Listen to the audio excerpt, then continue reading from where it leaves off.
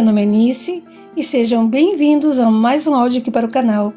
E hoje nós teremos o capítulo 2 do livro Voo da Gaivota.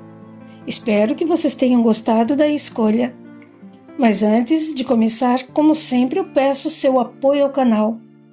Gente, é muito importante, não custa nada para você e para mim significa muito. Então não esqueça de deixar o seu like, um comentário e, se possível, compartilhe. Me ajude a trazer mais inscritos para o canal. Se você também quiser e sentir no seu coração de apoiar o canal financeiramente, eu estou deixando na tela o QR Code com o Pix do canal. Desde já eu agradeço o apoio de cada um de vocês. Gratidão! Então, dados os recados, vamos para o capítulo 2. Colóquio interessante. Numa aula especial, trocamos ideias sobre diversos assuntos do interesse da maioria. Lena, nossa querida colega, alegre como sempre, indagou: Patrícia, por que uns se deslumbram tanto com as colônias e outros não? Nada deve acontecer em excesso, expliquei. O equilíbrio precisa existir sempre. Colônias servem de lar a muitos desencarnados, mas temporariamente. É necessário amar, respeitar e dar valor a todas as formas de lar. Muitos, pela vibração, se afinam mais com esses lugares de paz e harmonia que para outros são monótonos e sem atrativos. Quando aprendemos a ver Deus em tudo e dentro de nós, qualquer lugar é maravilhoso, pois não existem lugares ruins. Se estamos satisfeitos conosco, seremos felizes onde estivermos. Se insatisfeitos, nada nos parece suficientemente bom. Josefino perguntou para elucidar-se. Patrícia, as colônias progridem? Sim, e muito. As colônias estão sempre progredindo pelo trabalho de seus moradores. Sempre se modificam para melhorar a vivência temporária de todos que aqui vêm. Elas aumentam de tamanho? Quem as constrói? Indagou Josefino novamente. Normalmente, respondi, as colônias são criadas pequenas pelos seus fundadores. Vão sendo ampliadas conforme a necessidade. Seus fundadores são sempre desencarnados que amam o bem e o próximo. Muitas vezes, após a fundação, permanecem eles trabalhando nelas para o bem comum. Cada colônia tem os seus fundadores. São eles orientados por espíritos superiores, que trabalham como construtores no plano espiritual. Patrícia, nunca tive uma profissão, nem quando encarnado, nem quando vagava desencarnado, disse Josefino. Aqui aprendi muito e após o curso vou estudar enfermagem. Fico contente por você, porque conhecimentos só nos fazem bem, e quanto mais sabemos, mais podemos ser úteis. Patrícia, replicou Marília, continuaremos a exercer aqui a profissão que tínhamos quando encarnados?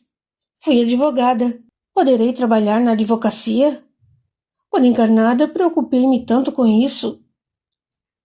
Marília, profissões devem ser temporárias. Encarnados as temos também para a sobrevivência. Aqui devemos ser úteis, aprendendo as muitas formas de assim ser.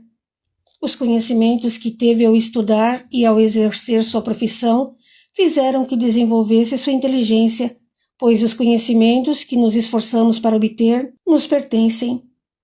Os encarnados não devem preocupar-se com o exercício de sua profissão no plano espiritual, ou inquietarem-se por não terem alguma.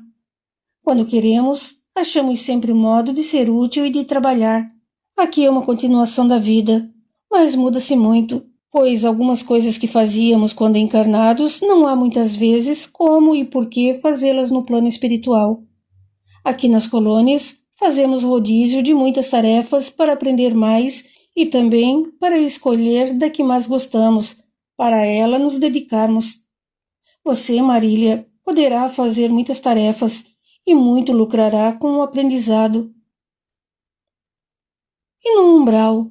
Perguntou Marília novamente. Trabalham por lá? Exercem os desencarnados as profissões que tinham quando encarnados? Os que sofrem no umbral, elucidei, não fazem nada, a não ser os que são obrigados, como escravos.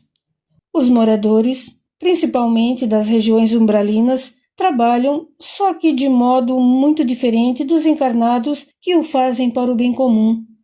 No umbral, tudo é feito com egoísmo, vaidade e para o mal. Consideram estar trabalhando quando estão vigiando, obsediando e destruindo. Lá muitos têm conhecimentos, mas os usam de forma errada. Quanto às profissões que tinham quando encarnados, quase sempre não têm como exercê-las, já que a vida física difere muito da que vivemos no plano espiritual. Patrícia, disse Marília, quando eu ainda estava encarnada, um amigo meu desencarnou e, na ocasião, fiquei muito impressionada. Comecei a sentir muitas dores, como ele as sentia. Meu esposo me levou ao centro espírita e lá me falaram que ele não estava comigo, como julgávamos, mas sim num hospital no plano espiritual. Fui aconselhada a não pensar nele e assim melhorei. Lembrando agora deste fato, gostaria de entender o que se passou. Vou lhe responder o que pode ter ocorrido, porém não se pode dar uma resposta categórica para algo sem se analisar bem o que aconteceu. Para cada fato há várias explicações. Esse seu amigo desencarnado não estava perto de você, mas ao pensar muito nele, você se ligou mentalmente a ele. Quando isso acontece, o que pode suceder é uma transmissão de vibrações e até mesmo uma transfusão de energias. Por isso, somos incentivados pelos instrutores a fazer coisas boas e a nos ligar a pensamentos elevados ou a espíritos bons, pois assim procedendo, absorvemos suas vibrações. Aquele que tem mais, dá ao que tem menos. Ao pensarmos coisas ruins, prendemo-nos a espíritos afins e deles recebemos as más vibrações. Quando não, somos por eles vampirizados, principalmente se estivermos encarnados. Podemos também permutar vibrações de desarmonia e angústias. Você, encarnada na época e pensando forte, se ligou ao seu amigo desencarnado, que, mesmo socorrido num hospital, estava ainda enfermo, e assim ocorreu a troca de fluidos. Ao não pensar mais nele tão insistentemente, desligou-se e melhorou. Devemos orar para todos, sem atrair para nós nada que o outro esteja sentindo.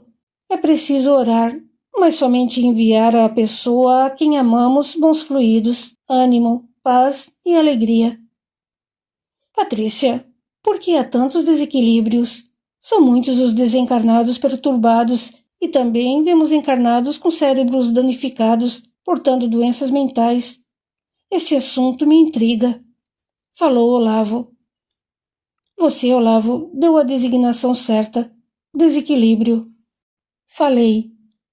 Encarnados, quando se alimentam demasiado, desequilibram o aparelho digestivo e a má digestão certamente os incomodará. Do mesmo modo, podemos nos equilibrar ou não como resultado de nossos atos.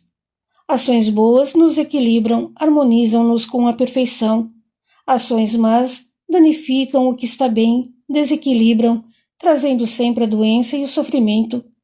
E quando sofremos sem nos revoltar, acabamos por entender que foram nossos atos negativos que motivaram essa situação. Ao mudarmos nossa maneira de viver, teremos aprendido mais uma lição. E se não aprendermos pelo amor, acabaremos aprendendo pela dor. A mente e o corpo não são criados por nós, apenas os desenvolvemos. Tanto a mente como o corpo anseiam pela harmonia que compõe a natureza. Essa harmonia só é possível quando não há interesse pessoal e quando todos trabalham com um único objetivo, o do bem comum. Agindo egoisticamente, nós nos separamos espontaneamente do movimento da vida. É como se o feto recusasse o sangue da mãe que o sustenta. A mente, ou um corpo privado dos fluidos cósmicos, pelo egoísmo, entram em estado de perturbação. O remorso destrutivo também desequilibra bastante. Muitos, ao desencarnarem, percebem o tanto que erraram, perturbando-se demasiado e depois, sem um preparo especializado das colônias, uma compreensão, ao reencarnar, passam para o corpo esse desajuste. Essas deficiências também podem ocorrer quando abusam do corpo saudável, danificando-o com drogas ou suicidando, e então se ressentirão, em outra encarnação, de um corpo perfeito. Igualmente, o desequilíbrio mental será causado por abuso da inteligência ao se prejudicar os outros. As anomalias físicas não existem como punição de Deus, mas sim como consequências do nosso remorso destrutivo, advindo de vivência de modo egoístico, como se não participássemos da humanidade. Reconhecer que erramos é fundamental, mas punir-nos, por incrível que pareça, é uma atitude de egoísmo. O que seria mais agradável a Deus? Ser um aleijado, representando um peso para a sociedade, ou reconhecer nossos desacertos e preparar-nos convenientemente para ser daqueles que constroem e enobrecem a humanidade? Certamente a segunda hipótese. Helena pediu para falar, e, atendida, propiciou-nos valiosa lição. Encarnada, tive uma deficiência mental.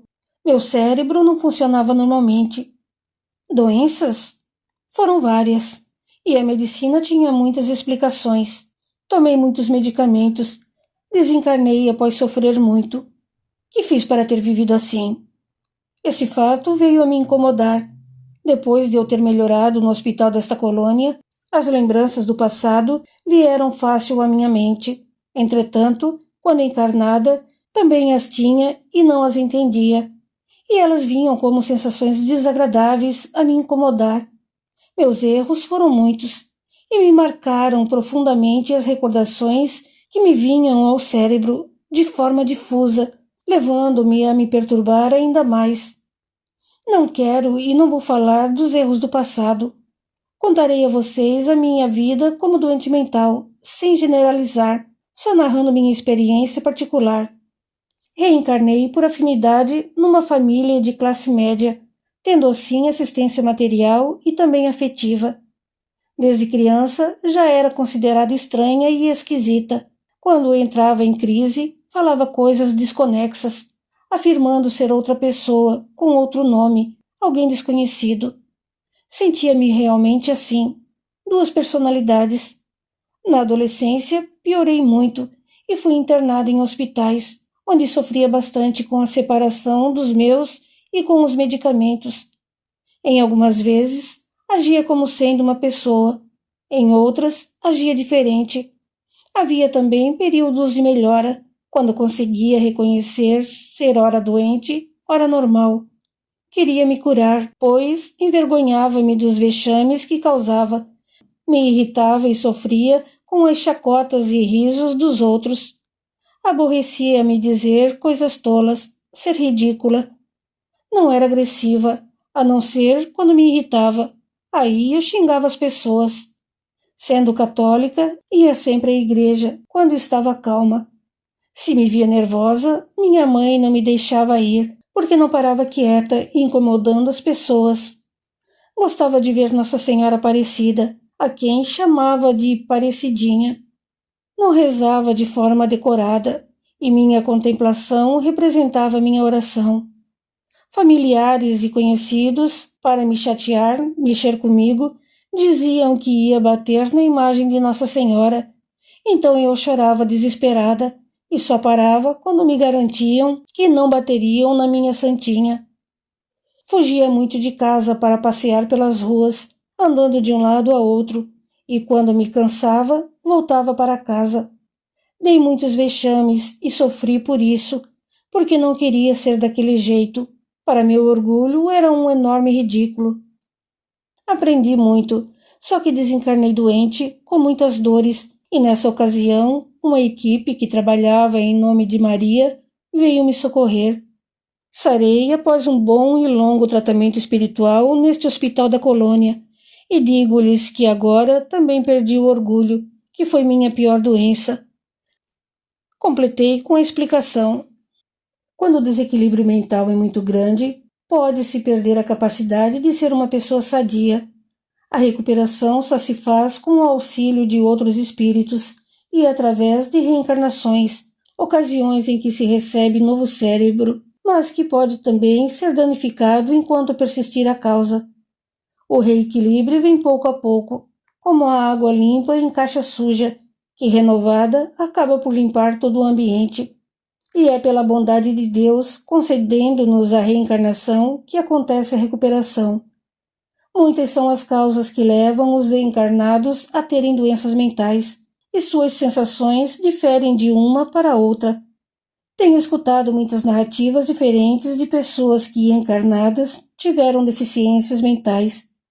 Não existem duas experiências iguais, e normalmente são recuperações difíceis pela dor, quando se poderia muito bem tê-las feito pelo amor. Temos para meditar a narrativa de Helena, lembrando que não devemos ironizar o doente, porque poderia sermos nós a passar por essa experiência de recuperação.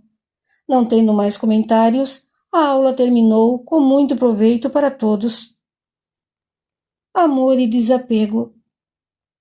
Paula tudo escutava e ficava pensativa. Não tinha muito tempo de desencarnada. Saindo de suas reflexões, indagou.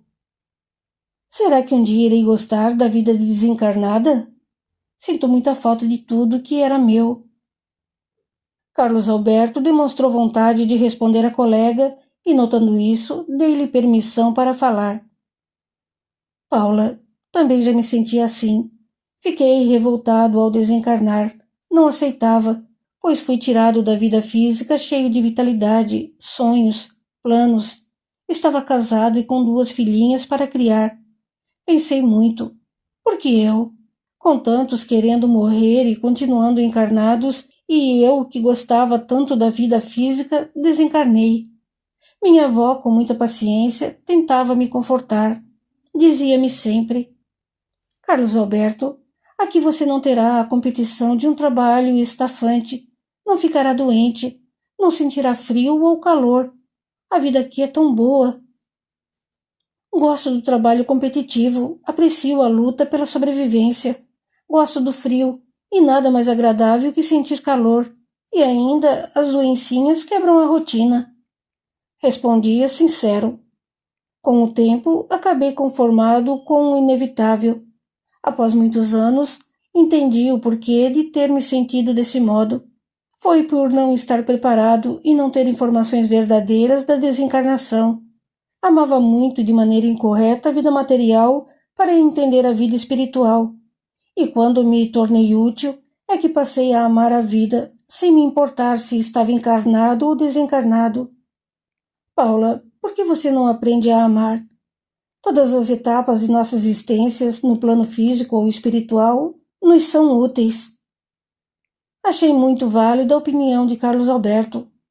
Falei a Paula querendo ajudá-la, como também para elucidar a turma sobre essa questão de interesse de todos e que não estava no plano de aula.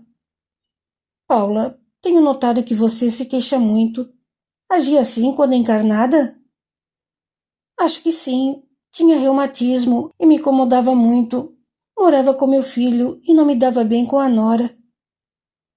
Paula, interrompi. Muitos de nós costumamos reclamar por não aceitar o que temos e o que somos.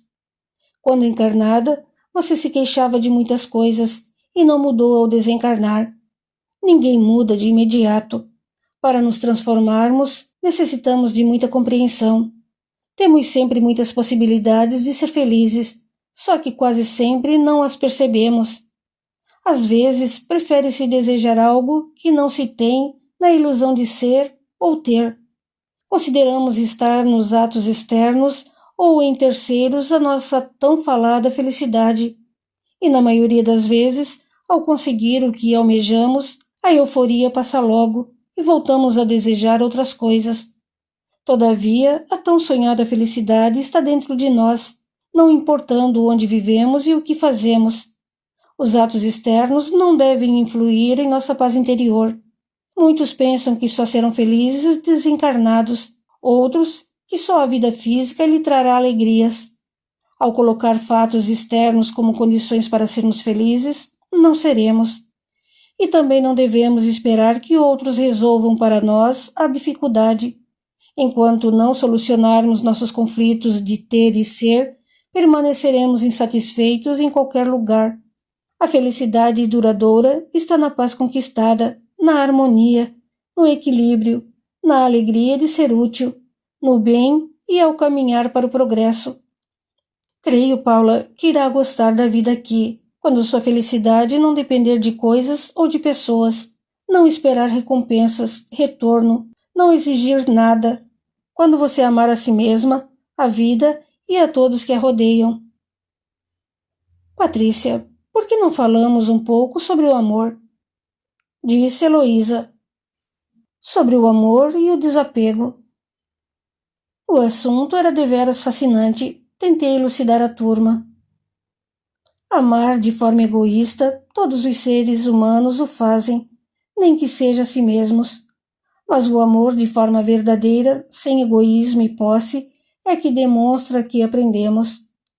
Ao amar verdadeiramente, anulamos erros e irradiamos alegrias em nossa volta. Amar e desapegar-se dos seres que amamos não é fácil. Os encarnados, no aprendizado para se desprender do que lhes é caro, chegam a ter sensações de dor, porque sentem sufocada sua ilusão de ter. É necessário amar tudo, mas sabendo que isso nos é emprestado. E por quem? Pelo nosso Criador. Lembramos que com um objeto emprestado, cuidado dobrado. Sim, realmente o que temos nos é emprestado, já que não somos donos das coisas materiais. Não possuímos nada. Nosso amor pelas coisas deve ser sensato, para usar o que nos é permitido sem abusar, e também dar valor à casa que nos serve de lar, às roupas que vestem o corpo, ao local em que trabalhamos, onde recebemos o necessário para o sustento material. Enfim, a todos os objetos que nos são úteis. Porém, teremos um dia que deixar isso para outros, e que os deixemos da melhor forma possível, a fim de que eles possam desfrutar dos objetos emprestados tanto quanto nós. Até o corpo físico temos que devolver à natureza, e essa devolução como é difícil para muitos. Até aí parece fácil, embora saibamos que muitos, possuídos pelo desejo de ter, se esquecem desse fato e se apegam às coisas, objetos, julgando ser deles. Mas, quando desencarnam, não querem deixá-los, e a eles ficam presos. Há uma parte mais difícil, que é amar nossos entes queridos sem apego. Quase sempre nos julgamos insubstituíveis junto daqueles que amamos, pensando amá-los mais que ninguém e ser indispensáveis na vida deles. Apegamo-nos assim às pessoas, esquecendo que elas também são amadas por Deus e que somos companheiros de viagem, cabendo a cada um caminhar com seus próprios passos. E ainda, muitas vezes nessas caminhadas, somos levados a nos distanciar um do outro, embora afetos sinceros não se separem. Podem estar ausentes, não separados. Deixar que nossos afetos sigam sozinhos, sem nós, é algo que devemos entender. É o desapego. Ao desencarnar, ausentamo-nos do convívio de nossos entes queridos, e se não entendermos isso, consideraremos essa ausência como separação definitiva. É preciso aprender a amar com desapego, ampliar o número de nossos afetos sem a ilusão da posse.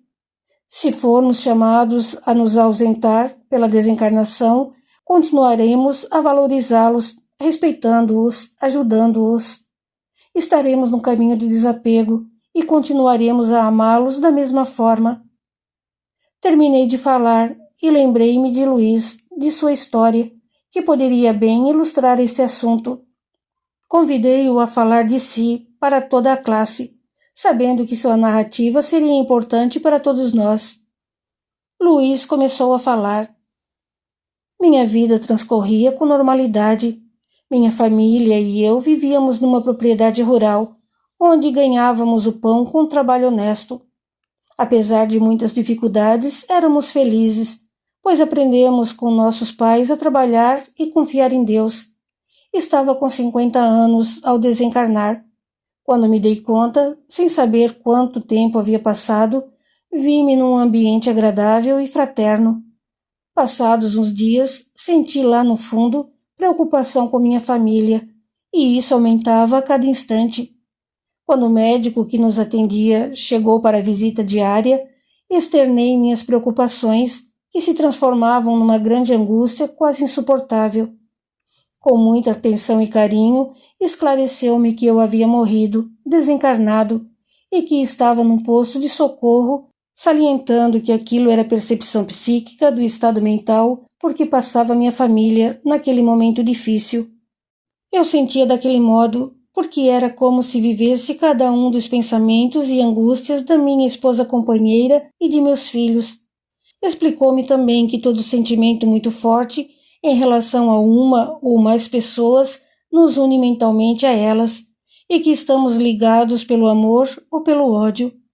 Eu estava ligado aos meus por afeto. Ensinou-me também que eu, no momento, não podia fazer nada por eles a não ser orar, pedindo a Deus que lhes concedesse paz, amor, harmonia e a aceitação do ocorrido, pois a morte de um ente querido é quase sempre muito dolorida. É um fato que irá acontecer em todas as famílias, não por estarmos sendo punidos, mas sim por circunstâncias naturais do ciclo da vida. E para que haja vida é necessário o nascimento e a morte. Deveríamos aceitar o fato assim como ele é, não como queríamos que fosse. Aquele ensino dirigido a mim, com palavras tão carinhosas, não foi suficiente para aplacar minha angústia e preocupação, que aumentaram por saber que estava morto, desencarnado. Minha decepção e frustração eram terríveis, pois fora, durante toda a vida física, muito religioso e temente a Deus. Obedecia sem questionar, como lei, a catequese de minha religião e acreditava nas palavras daquele que se dizia digno da possibilidade de doar bens divinos. E agora? Pensava aflito. Estava morto e não estava no céu, em paraíso nenhum. Não vira Jesus Cristo. Mas, ponderava para mim mesmo, estava sendo bem tratado num local muito limpo e com carinho. O enfermeiro de plantão, Antônio, do qual me tornei amigo, dava-me toda a assistência e nada me faltava. Mas tudo aquilo não foi suficiente para aplacar minha decepção e desejo de estar junto dos meus. Pensei muito, encontrei aqui tudo muito diferente do que imaginava. Mas se existisse céu, como acreditava, as pessoas que fossem para lá teriam, para ser felizes, que perder a individualidade, porque para mim nenhum lugar seria um paraíso separado dos meus. Achava que tudo o que desfrutei, quando encarnado, eram posses minhas, casa, sítio e família. Os bens materiais adquiri-os com um trabalho honesto, mas eles não me importavam, ainda mais que os deixei para os que amava. Chamei o enfermeiro e perguntei se poderia falar com o responsável por aquele hospital. Logo ele voltou com a resposta, que, como eu estava bem, iria ter alta no dia seguinte, e nessa ocasião o diretor falaria comigo. Não consigo descrever como senti lento o tempo que esperei até o momento da minha liberação do hospital. O que agravou bastante meu estado emocional foi o conflito de pensamentos, a preocupação com a família. Eu estava morto, sem estar preparado para o mundo que encontrei. Não sabia onde me encontrava, nem o que ia fazer na nova vida. Sentia os familiares em dificuldade e não tinha mais o corpo físico. Como ajudá-los?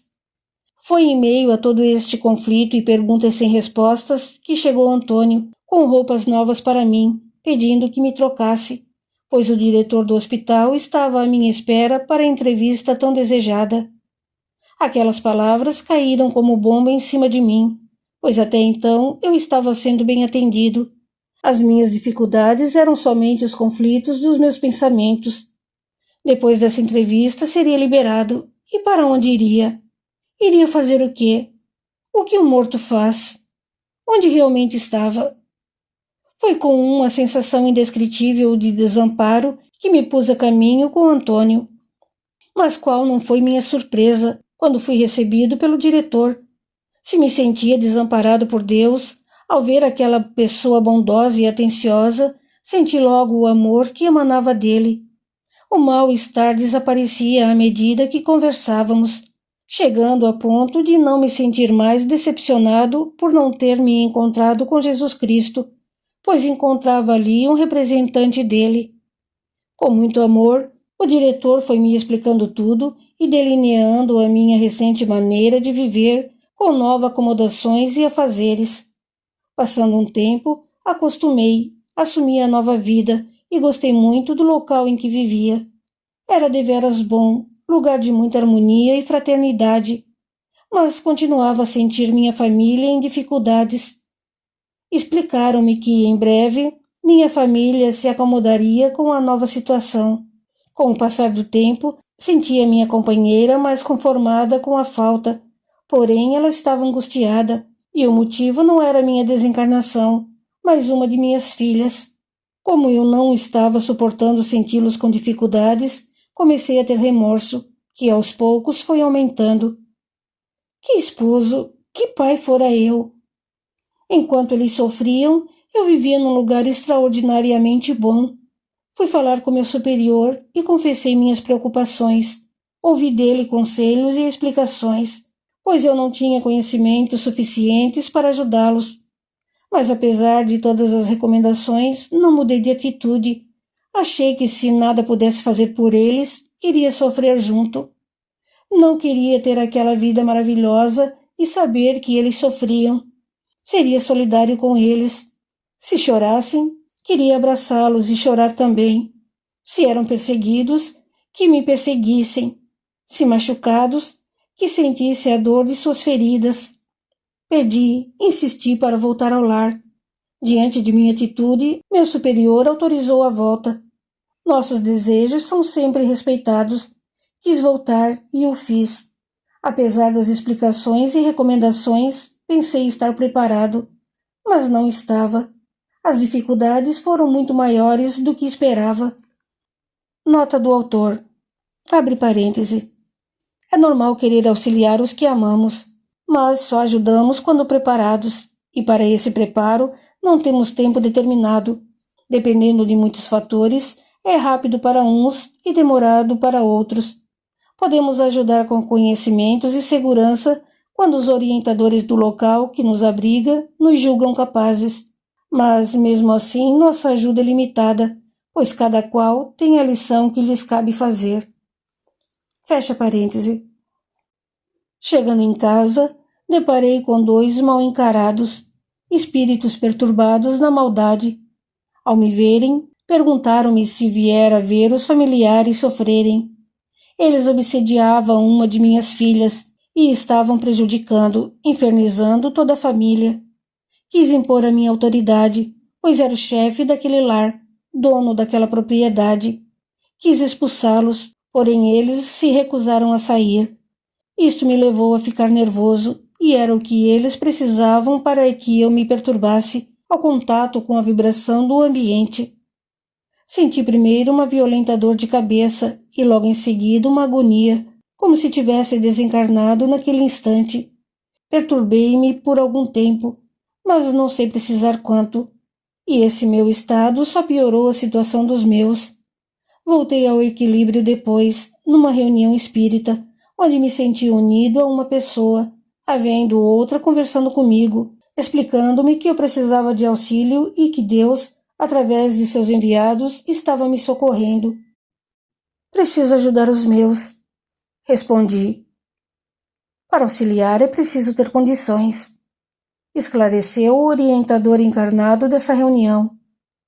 Não se preocupe, os seus também estão sendo atendidos, e assim também os agressores de sua família. Se não se quiser ter inimigos, é necessário torná-los amigos. Estamos providenciando para que isso seja um fato. Senti-me melhor e o orientador me convidou. Amigo, queira o socorro oferecido. Vá viver uma vida digna de um desencarnado. Será que é este o tipo de vida que seus familiares desejam para você? Não, falei. Eles me querem bem. Pensam que estou no céu e que estou feliz. Por que você não faz o que eles querem? Por que não aprender a amar com desapego? O amigo não está esquecendo que eles são como você, filhos de Deus? Se você foi chamado a viver de outro modo, é porque findou seu tempo como encarnado, e não será egoísmo a felicidade que se desfrutar numa casa de auxílio no plano espiritual se a conseguiu com merecimento e afinidade. Faça o que tem que ser feito. No momento é viver num abrigo para desencarnados, estudar e trabalhar, sendo útil como fez quando encarnado. Vai, amigo, faz o que lhe é devido. Não se envergonhe de ser feliz, porque ao estarmos bem, irradiaremos alegria que beneficiarão os outros.